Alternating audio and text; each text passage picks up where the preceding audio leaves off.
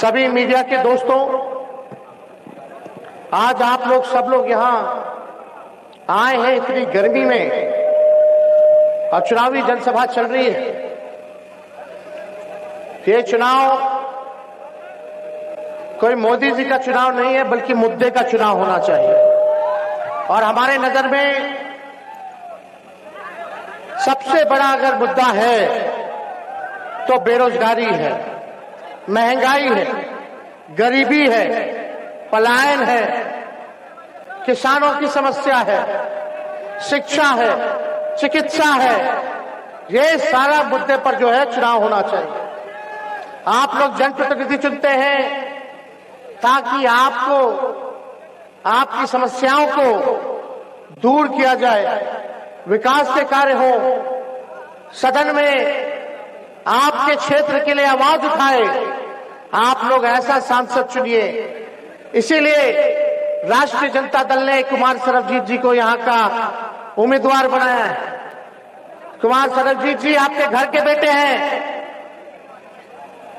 इनके पिताजी का गया के लिए, सामाजिक न्याय के लिए कितना बड़ा योगदान रहा, ये आप सब लोगों से छुपा नहीं है।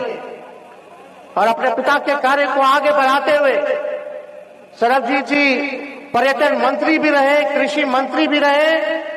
और आज अगर आप बोध गया चले जाइए, इनके क्षेत्र चले जाइए, तो एक ऐसा गांव नहीं जहां सड़क नहीं हो, एक ऐसा गांव नहीं जहां पुल की कमी हो। आप एक बार जाकर के देखिए, हर जगह रोड, हर जगह पुल, हर जगह विकास के काम इनके क्षेत्र में हो रखा है। यही 17 महीने में कितने योजनाएं, चाहे सड़क का हो, टूरिज्म डिपार्टमेंट का हो, पुल पुलियों का हो, या नगर विकास आवास का हो, सारी समस्याओं के लिए लगातार इन्होंने आवाज उठाया और सारा काम कराया, पास कराया। हम लोग तो काम कर रहे थे, लेकिन इधर चाचा जी पलट गए। इतना सज्जन व्यक्ति है, मिलनसार व्यक्ति है, हम लोगों ने अच्छा प्रत्याशी दिया, तो आप लोगों की जिम्मेदारी बनती है कि इनको भारी मतों से जिताने का काम कीजिएगा। आप लोग बताइए, जिताइएगा कि नहीं जिताइएगा? दोनों हाथ उठा करके बताइए पीछे से। तो जिताइएगा तो ये आपके लिए काम करेंगे, नेता बन के नहीं, बल्कि आपका बेटा बनकर के काम करेंगे, आपका भाई बनकर के काम करेंगे। अब चाचा जी पलट गए, उनको हाईजैक कर लिया ना सर। अब हाईजैक हो गए, बताओ। कल मोदी जी का पेड़वे छू रहे थे, आज तक कभी देखे हैं? क्या स्थिति हो गई। हमको दुख हुआ, हमको दर्द हुआ कि बताइए, बिहार के नेता जो सबसे अनुभवी मुख्यमंत्री है, वो मोदी जी का पैर छू रहे हैं, पैर दबा रहे हैं। क्या हो गया भाई, क्या हो गया? हमको बहुत चिंता है। वो तो 4 लाख सीट बता दिए एमपी का, 4 लाख से बोलते बोलते 4000 कर दिए, घटा दिए भाजपा का। बताइए क्या स्थिति बनी हुई है। तो मौके का लोगों ने फायदा उठाया, भाजपा के लोगों ने उनको हाईजैक कर लिया, क्योंकि देश भर से आवाज उठ रही थी कि तेजस्वी ने जो 17 महीने में किया, 5 लाख लोगों को सरकारी नौकरी दे करके, वो देश में कहीं नहीं हुआ, किसी राज्य में नहीं हुआ, केंद्र सरकार में नहीं हुआ। इसलिए भाजपा का लोगों का टेंशन बढ़ा हुआ था। अगर ये ऐसे ही करता रहेगा तो 2 साल के भीतर 10 लाख लोगों को सरकारी नौकरी दे देगा। हम नौकरी दे रहे थे, वो लोग मेरा सरकार गिरा रहे थे। हम लोग आशा ममता का मानदेय को दुगुना कर दिया, 2500 कर दिया। तालमेल मरकज विकास मित्र टोला सेवक के मानदेय को डबल कर दिया। हम लोग चाहते थे पेंशन की बढ़ा दिया जाए, इस काम में लगे।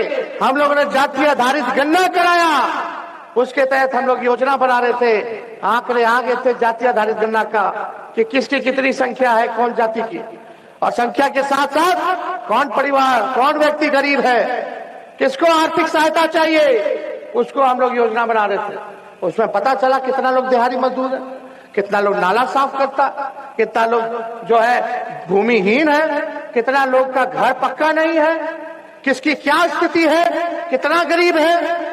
तो उसके लिए हम लोगों ने बनाया था योजना, बस वही लागू करना था, तो बीजेपी हाईजैक कर लिया चाचा जी के। क्या काम कर रहे थे हम लोग? जो बेरोजगार था नौकरी तो दिए ही, लेकिन जब सर्वे हम लोग कराए, जाति गणना कराए, तो जो गरीब परिवार है उसके लिए हम लोग क्या कर रहे थे? जिसके घर में नौकरी नहीं है उसको 1 लाख रुपया दे रहे थे। जिसका पक्का मकान नहीं, घर बनाने का 2 लाख रुपया दे रहे थे। जिसके घर में नौकरी नहीं 1 लाख दे रहे थे। जिसको जमीन नहीं वो जमीन खरीदेगा, और मकान बनाना है पक्का तो 1,20,000 रुपया दे रहे थे। ये हम लोगों का योजना चल रहा था।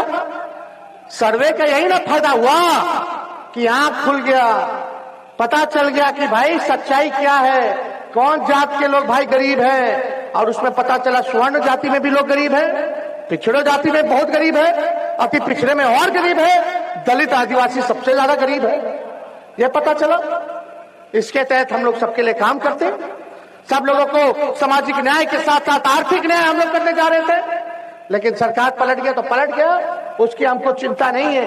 लेकिन आज मोदी जी से पूछिएगा, चुनाव में तो आते हैं, फिर चुनाव के बाद चले जाएंगे, चुनाव के बाद चुनाव में आएंगे, चुनाव के बाद नहीं आएंगे, फिर आएंगे तो चुनाव में आएंगे। तो आप लोगों को समझना पड़ेगा कि मोदी जी ने आपके गांव के लिए क्या किया, आपके पंचायत के लिए क्या किया, आपके प्रखंड के लिए क्या किया, आपके जिले के लिए क्या किया, आपके राज्य के लिए क्या किया मोदी जी ने। अरे खाली बोलते कि राशन दे रहे हैं 5 किलो। अरे राशन, हम लोग का सरकार आएगा तो राशन के साथ साथ नौकरी भी देंगे, हम महंगाई भी कम करेंगे। और राशन मोदी जी दे रहे हैं। कांग्रेस के जमाना से राशन मिलता था कि राशन तेल मिलता था, तेल मिलता था, चीनी भी मिलता था, वो तो पहले ही से चलता रहा भाई। अब ऐसा लगा कि राशन मोदी जी बंटवा रहे हैं। अब देखिए, बाहर गया घूमिएगा, देखिए मांझी जी के प्रति हमारा बड़ा सम्मान है, बुजुर्ग है, लेकिन बाहर गया में घूमिएगा और भाजपा के लोग से अगर पूछिएगा ना तो बोलेगा नीमन कैंडिडेट नहीं मिला, समझे। और भाजपा का लोग बोलेगा छोड़ो, कैंडिडेट को क्या देना है, ऊपर देख करके वोट देना है, ऊपर वाले मतलब मोदी जी को वोट दे करके वोट देना है। अरे मोदी जी ने बिहार को विशेष राज्य का दर्जा नहीं दिया, कितना चीनी मिल खुलवाना था वो नहीं खुलवाए, पलायन नहीं रोके, बिहार को स्पेशल पैकेज नहीं दिया, कम से कम अच्छा कैंडिडेट तो दे देते ताकि गया के लिए आवाज उठाता। तो जो ऊपर देख रहे हैं जो भाजपा के लोग, तो मोदी जी नीचे नहीं देखते हैं, मोदी जी गरीब को नहीं देखते हैं, मोदी जी भी ऊपरे वाला को देखते हैं, पूंजीपतियों के देखते हैं, अमीरे के देखते हैं। हर कोई लालू यादव है। तो आप सब लोग जानिए, पहचानिए कि कौन झूठ बोल रहा। कुछ दिन पहले मोदी जी क्या बोलते थे नीतीश जी के बारे में कि डीएनए खराब है। मुख्यमंत्री जी कोई महिला पे वाला पे टिप्पणी हो गया था विधानसभा में, तो मध्य प्रदेश के चुनाव में मोदी जी बोलते थे मुख्यमंत्री जी कितना गिरिएगा, कितना गिरिएगा। और आज बड़े अच्छे हो गए, निमन हो गए भाई नीतीश जी।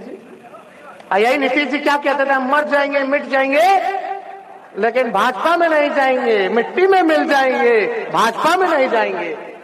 पहले हमको कहते थे कि यही ना आगे देखेगा, नौजवान है, नौजवानों को रोजगार दे रहा है, अच्छा काम कर रहा है, और आज बोलती बंद है सबकी। तो खैर इस पे ज्यादा टिप्पा टिप्पणी नहीं करना, ये लोग बड़े लोग हैं भाई, एगो प्रधानमंत्री, एगो मुख्यमंत्री है। लेकिन भाई हम यहाँ आए इसलिए कि आपकी आवाज को बुलंद करें, आपसे अपील करने आए कि लगातार एनडीए का 17 साल से बिहार में डबल इंजन की सरकार है, 10 साल से मोदी जी प्रधानमंत्री हैं, कई बीजेपी के विधायक रहे, कई लोग यहाँ एमपी लगातार जीत के जाते रहे एनडीए के, ऊपर से नीचे एनडीए के लोग भरे हुए हैं, फिर भी हमारा बिहार गया गरीब है, फिर भी बेरोजगारी है, फिर भी लाचारी है, फिर भी भूमिहीन है लोग, किसी को नौकरी नहीं मिल रहा, आर्थिक मदद नहीं दिया जा रहा, पलायन नहीं रुक रहा, पक्का मकान नहीं मिल रहा, तो कैसे चलेगा। सब तो उन्हीं लोगों का है ऊपर से नीचे, तब काहे नहीं काम हो रहा, ये पूछिएगा अपने आप से। जब तक अच्छा प्रतिनिधि नहीं बनेगा तब तक आपका गांव, आपका जिला, आपका प्रदेश आगे नहीं बढ़ेगा, ये बात समझिएगा। मेरे मानने से सरबजीत जी से अच्छा उम्मीदवार और प्रत्याशी पूरे गया में नहीं होगा जो ये काम करके आप लोगों को दिखाने का काम करेंगे। लोग बोलते हैं कि देश का देखो चुनाव है, हम उन लोगों से पूछना चाहते हैं कि जब गांव का विकास नहीं, आपके जिला का विकास नहीं, आपके राज्य का विकास नहीं, तो देश का कैसे विकास हो जाएगा? गांव से देश बनता है, गांव से ब्लॉक बनता है, ब्लॉकों से विधानसभा बनेगा, जिला बनेगा, जिला के बाद राज्य बनता है और राज्यों से ही देश बनता है। तो जब तक हमारा गांव नहीं विकास करेगा, हमारा पंचायत विकास नहीं करेगा, हमारा जिला का विकास नहीं होगा, तब तक आपके देश का विकास नहीं हो सकता है। इसलिए आपको अच्छा ईमानदार प्रतिनिधि चुनना पड़ेगा और आप लोगों को चिंता करने की जरूरत नहीं है। हम लोग हर जगह हम लोग घूमने का काम कर रहे हैं। लोग तरह तरह की बातें बोलते, मोदी जी आते तो हम ही लोगों को गरिया रहे हैं। मोदी जी एक बार बोले कि आएंगे तो क्या करेंगे? महंगाई कम करेंगे? नहीं। गैस का कितना कीमत हो गया? 1000 से पार, 1200। आप देखिए उसको कम करेंगे कि नहीं करेंगे, इसके बारे में बात किए? नहीं किए। महंगाई के बारे में क्या चीज के बारे में बात कर रहे हैं? हम लोगों को बोल रहे हैं खाली परिवारवादी है, परिवारवादी है। ये पहला फेज में कहां का चुनाव है? औरंगाबाद में है, गया में है, नवादा में है और जमुई में है। जीतन राम मांझी जी परिवारवादी नहीं लग रहे, उनका बेटा और तो सब धनों के बना दिए। तब मोदी जी क्या बोलेंगे? नवादा में चले जाइए तो सीपी ठाकुर जी के बेटा विवेक ठाकुर के, औरंगाबाद चले जाइए तो सुशील कुमार किनके बेटे आप सब लोगों को पता है कि नहीं? और जमुई में चले जाइए तो चिराग जी के जीजा जी। मतलब वो सब नहीं माना, हमने बेकार जो नौकरी दिया 17 महीने में 5 लाख बेकार, और जो आज तक किसी और के वोट पे राज किया वो अच्छा। हम लोग काम करने वाले लोग यही बात बोलते हैं। जब ये बतवा याद दिलाए मोदी जी को तो 2 बार से बिहार आ रहे, भूल गए परिवारवाद का आरोप लगाना। भ्रष्टाचारी बोल रहे, रेलवे को बेच दिए, सारा देश की संपत्ति को बेच दिए, सेल को बेच दिए, जहाज को बेच दिए, एयरपोर्ट को बेच दिए, पोर्ट को बेच दिए। क्या क्या नहीं बेचे सबको पता है। लालू जी को बोलते भ्रष्टाचारी। लालू जी ने रेलवे मंत्री रहते हुए 90,000 करोड़ का मुनाफा रेलवे को दिया था। हर बजट में भाड़ा कम करते थे। बता प्लेटफॉर्म का टिकट कितना था पहले लालू जी के समय में, आप कितना है? पहले 3 रुपया था, इनके टाइम में 50 रुपया हो गया। और ट्रेन का टिकट कितना गुना बढ़ गया बताइए। हर बजट में कम करते थे लोग, हर बजट में बढ़ा रहा है पैसा। गरीब कैसे सफर करेगा? सफर करने वाला तो ट्रेन है ना है गरीब का। बताइए, कूली लोग को परमानेंट कर दिया, देश भर के कूली लोग को लालू जी ने। कहार भाइयों के लिए कुल्हड़ चालू करवा दिया, कुल्हड़ में चाय पियो ताकि उन लोगों का रोजी रोटी चलता रहे, आर्थिक स्थिति ठीक रहे। बिहार को 3 कारखाना दिया लालू जी ने। और बात करते कि लालू जी ने क्या किया, आप तो रेल बेच दिए ना। पहले रेलवे का अलग से बजट आता था, पता ही नहीं चलता है कि कहां बजट गया। याद है कि नहीं? इन लोगों का केवल काम है आरोप लगाना। अरे लालू जी तो सोचते थे गरीब रथ चालू करके ताकि स्लीपर में ना बैठे, एसीओ में गरीब बैठ जाए। ऐसा गरीब रथ चालू किया था लालू जी, तब इतना काम किया। बात करते हैं विदेश के लोग, हार्वर्ड से लेके एनसीआर के लोग, विदेश के सबसे बड़ा बड़ा यूनिवर्सिटी का छात्र सब आके पढ़ता था और लालू जी को मैनेजमेंट गुरु कहता था। ये सब बात का प्रचार नहीं करेंगे। यहाँ कुछ मीडिया के लोग हैं, बीजेपी माइंडसेट के कुछ लोग हैं, सब नहीं लेकिन कुछ लोग हैं। एक तरफा मोदी जी समुद्र में डुबकी लगाएंगे, कारपेट लगा के बैठ के द्वारका चले जाएंगे तो दिन रात वही दिखाएगा। मोदी जी चीता देखे जाएंगे तो चीता दिखाएगा। देखिए मोदी जी चीता देख रहे। मोदी जी गुफा में बैठ जाएंगे तो गुफा का दिखाएगा। देखिए गुफा में बैठे। अरे आपका क्या भलाई का बात कर रहा है भाई? कौन सा भलाई का बात कर रहा है? कभी एक बार इन लोगों से पूछो गरीबी के बारे में। मोदी जी इंटरव्यू देते तो अक्षय कुमार को देते हैं। अक्षय कुमार पूछता मोदी जी आप आम कैसे खाते हैं? अभी बिल गेट्स को बुला करके इंटरव्यू दे रहे हैं। अरे गरीबों से मिलिए ना, सवाल लीजिए। किसान आंदोलन कर रहा है। मोदी जी बोले थे आज दुगुना कर देंगे 22 तक, लेकिन लाठी मार मार करके भराया किसानों को, मोदी जी मिले नहीं। क्या हो रहा है भाई देश में? पैसा है ना भाई, पैसा। हम लोग तो गरीब का पार्टी है, लेकिन भाजपा के पास कितना हजारों करोड़ है, जिंदगी भर बैंक पे पड़ा रह जाएगा, इंटरेस्ट इतना 1000 करोड़ में आ जाएगा, महीना इंटरेस्ट ही करोड़ 1000 करोड़ में आता होगा भाजपा का, जितना उसके पास पैसा है। क्या आप दे रहे हैं आपको? हम एक हेलीकॉप्टर कैसे कैसे व्यवस्था पार्टी का लोग किया, भाजपा का उतरेगा एक के बाद 30 हेलीकॉप्टर है कि नहीं? पिछले बार तो सरकार बना ही ना लिए थे, हम तो हेलीकॉप्टर को ट्रैक्टर बना करके घूमे थे पिछले बार। एक एक दिन में 18-19 सभा हम लोग किए थे, आप लोगों के बीच गए थे, वादा किए थे। देखो उप मुख्यमंत्री रह के हम 17 महीने में केवल अगर 5 लाख नौकरी दे सकते हैं, तो 5 साल अगर मुख्यमंत्री रहते हुए दीजिएगा तो कितना नौकरी देगी आप बताइए। अग्निवीर का देखिए क्या हो गया, 4 साल ठेका पे। क्या करेगा बच्चा सब, नौजवान सब 4 साल बाद क्या करेगा? आप देखिए क्या हो रहा है। रेलवे में बहाली निकलता था, रेलवे का कितना बहाली निकल रहा है, कुछ नहीं निकल रहा। तो सब चीज अब बिहार के लिए कुछ नहीं किया। हाँ, मोदी जी केवल हर चीज गुजरात में कर दी, बिहार के लिए नहीं की। इसलिए आप लोगों के बीच आए, इधर उधर नहीं, चुपचाप ललटेन छाप। तो आप लोगों का सहयोग मिलेगा कि नहीं मिलेगा? अरे पलामू से देखिए, औरंगाबाद से हम लोगों ने कुशवाहा भाई को टिकट दिया, यहाँ सरबजीत पासवान जी को हम लोगों ने दिया, नवादा में भी संतोष कुशवाहा है उनको दिया, और जमुई में श्रवण कुशवाहा को नवादा में, और जमुई में अर्चना रविदास को हम लोगों ने टिकट दिया, और यहाँ पलामू में ममता भुइया को हम लोगों ने टिकट दिया है। सबको लेके चल रहे। यह पार्टी A to Z की पार्टी है। सबका मान, सबका सम्मान, सबका प्रतिनिधित्व हो, ताकि सब लोग अपने अपने लोगों के बारे में आवाज उठाएं। तो हम लोग सबको सम्मान दे रहे हैं। तो अब ज्यादा कुछ हम नहीं कहेंगे, चुपचाप ललटेन छाप। तो इनको सरबजीत जी को जिताना है ना?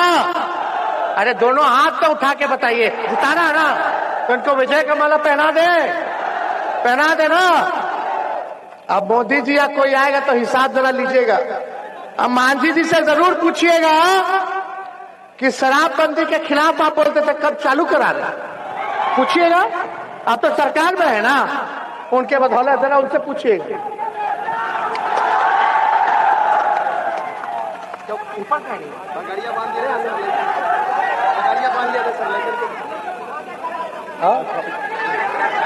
हो गए